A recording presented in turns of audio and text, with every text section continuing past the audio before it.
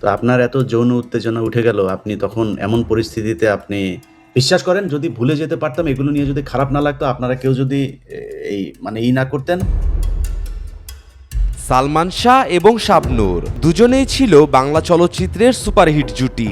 সিনেমার কাজে একদিন শাবনূর চলে যায় সালমান শাহর বাসায়। সেখানে গিয়ে সামিরার সামনেই শাবনূর সালমান শাহর কানে একটা কামড় দেয়। এ বিষয়ে সামিরা বলেন, ইমন অ্যান্ড শাবনুর's রিউমার, যেটা আপনি জিজ্ঞেস করলেন যে ওদের মধ্যে কিছু ছিল কিনা, কিন্তু আমি বলবো যদি কিছু ছিল কিনা এক বাক্যে বলবো ছিল, অবশ্যই ছিল।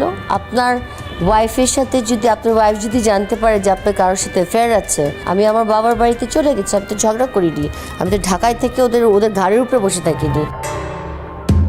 এই ঘটনার পর সবাই এখন শাবনূরকেই সালমান শাহর হত্যার জন্য দায়ী করছে। সবাই বলছে শাবনূরের এমন নোংরা আচরণ দেখেই সামিরার মনে সালমান শাহর প্রতি ঘৃণা তৈরি হয় এবং সেই রাগ চেপে রাখতে না পেরে সালমান শাহকে হত্যা করে। এ বিষয়ে শাবনূর এখনো কিছু না বললেও শাবনূরের মা আদালতে এসে কি জবানবন্দি দিয়েছে সেটা শুনে আসি। হ্যাঁ, হয়তো আমরা ঘুমাই পড়ছি, ও আসছে বাসায়।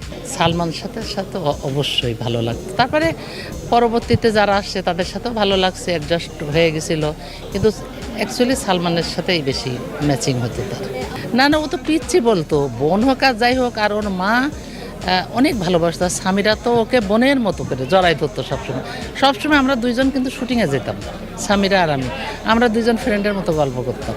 না এটা তো মানুষ, এটা তো একটা পিছনে লাগে। সবাই তো আর আমাদের মিত্র না, শত্রু তো কিছু আছে, তারা পিছনে লাগে। আর আমার মেয়ে ওখানে কি ছিল, সে মারছে। শাবনূরের মা নিজের মেয়েকে বাঁচানোর জন্য সর্বোচ্চ চেষ্টা করেছে, কিন্তু আইন তো তার নিজের ধারাতেই চলবে। শাবনূরের যদি কোনো দোষ থেকে থাকে তাহলে অবশ্যই তার বিচার হবে।